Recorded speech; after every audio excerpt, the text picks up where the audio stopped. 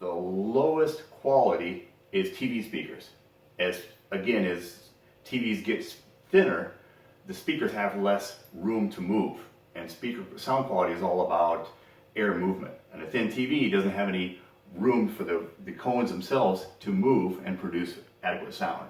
So the lowest quality is TV speakers. The next step up is a sound bar located generally underneath your TV.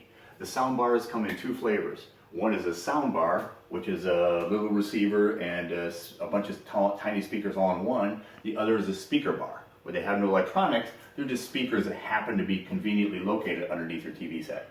The sound bar is most common, has a bunch of small speakers, along with usually a wireless subwoofer that produces more of the lower frequencies that your TV can't catch. These are much better quality, but the next step up is a full-on surround system. We have a left speaker, a center speaker, and a right speaker. They generally have larger drivers.